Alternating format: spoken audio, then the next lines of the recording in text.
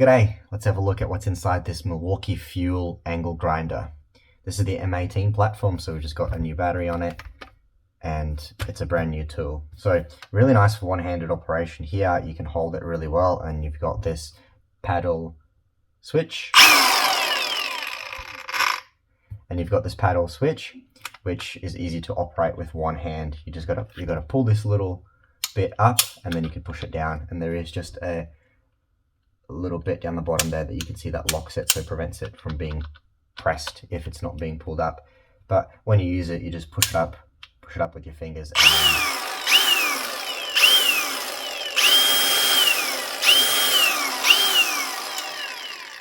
and then just use that down there. And you can also obviously use this with two hands. It's then a lot easier because then you can just sort of pull this up and then push it down.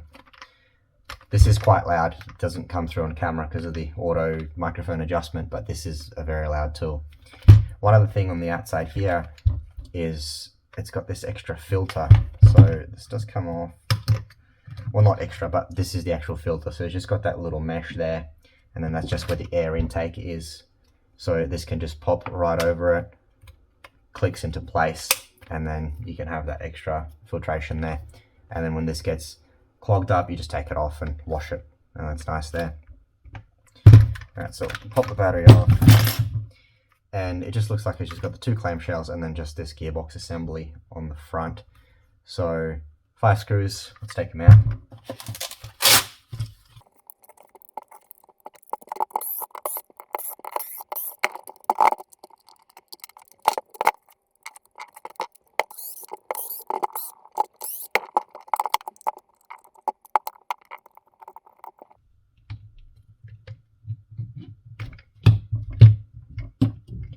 Alright, there we go. So the whole thing comes apart pretty easily. The first thing that you take off is just this clamshell, which is just that 1/2 of the tool. And really there's not all that much to this one. It really just has this standoff up here for a bearing, and then just a bunch of ribbing down here just for a bit more structural integrity on this bigger piece.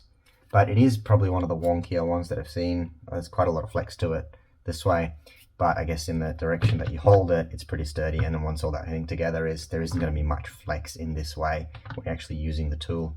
So that's pretty good there. I did also just pull that motor apart, and just to get that split up. So let's leave that for a bit, and let's have a look at this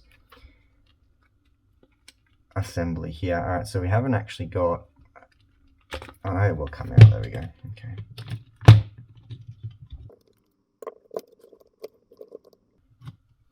Okay, so I can't get that switch out, so that's just going to be that push button switch down the bottom here, the momentary switch that this paddle actually activates up against and then pushes to turn the whole machine on. And that paddle just has a little spring here. That's just what provides that force to push it back out. But well, I guess we may as well just leave this as it is without trying to pull all that out too much. But again, on this side here, we've just got the battery terminal, so that just plugs straight in. We've got a big fuse there, so it's a 100 amp fuse. Not sure if you can see that. There you go, 100 amps there. Oh, yep, 100 amp fuse. 70 volts, I think it's, yeah, 70 volts, 100 amps, 70 volts is what that fuse there is rated for. So that's just on the battery terminal, and then that goes into the brain box of this whole thing. So all of that, there's going to be a PCB inside, but all of it is just glued in or epoxied into this plastic case. So we really can't see all that much, but it can have a bit of a better look this way. So we've got that power coming in, and then we've just got a few capacitors over there for filtering and for a little bit of storage on that lower side. And then underneath this big heatsink here, we're just going to have MOSFET transistors, and those MOSFETs are what's going to actually be doing the switching to switch the different phases of that motor on. So into this device, we've obviously got a battery, so we've got DC positive and negative. They come into this, and the computer there will take the input. Actually, no, there's no speed control on this. It's just on and off. Okay, so it makes sense. There's no potentiometers or anything to actually get that. There's simply just this on-off button that would tell the microcontroller that this device wants to be turned on. The microcontroller will send a signal out to those MOSFETs, and those MOSFETs will then take all this power from the battery and break it into those 3 phases and turn these coils here on in that respect to actually power it. We do also have this green PCB down here and these extra leads, and that's going to be for the Hall effect sensors. So we'll be able to see them on the inside here. So just these little bulges here underneath that's elastic. That's just going to be Hall effect sensors actually sensing the magnetic field of this rotor. So the brain box will know which phases to turn on and in what succession. So looking at the actual coils themselves, we've got 6 coils around because the sort of opposite, they're going to be in the same phase. So we're going to have 3 phases. So 1 phase, 2 phase, and 3rd phase. And that's why we've got those 6 coils. So as these get turned on, they get turned on in succession in whichever direction it wants to go. And then that'll correspond to the permanent magnet on the actual rotor here. And that'll pull it along. So the faster that happens, the faster the actual thing will go. And also the more torque, the more current that you pump through this, the more torque the motor's going to have. So for that reason, it is nice to see these coils here, or the actual copper wire for these coils being quite thick, because that'll just lower the resistance so you can pump more current through it without heating up the thing too much. I've actually rotated this, so this used to be this way.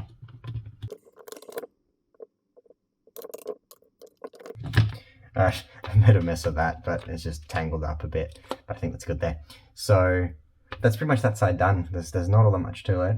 Just got the input, the actual electronics, and the motor, or one half of the motor.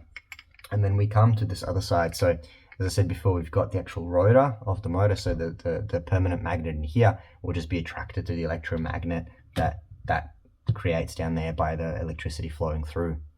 So you can see this pretty nicely. Actually, it doesn't look like there's actually any gear reduction going on here, because as I turn the motor, this front also turns, or vice versa, but it turns at the same speed, which makes me think in here there's just going to be a 90-degree conversion, and that's it.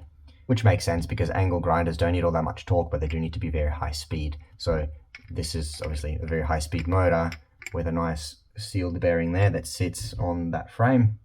And then the other side is mounted straight into this metal gearbox. This is all really nicely machined metal gearbox that then converts it to 90 degrees.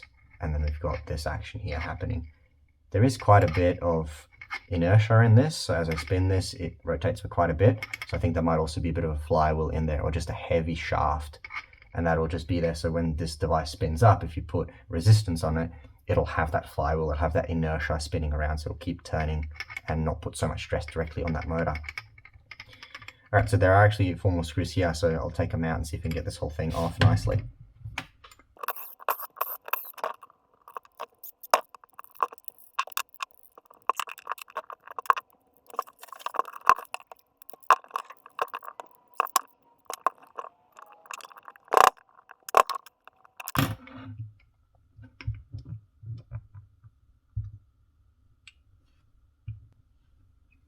There we go, so that pops out pretty nicely.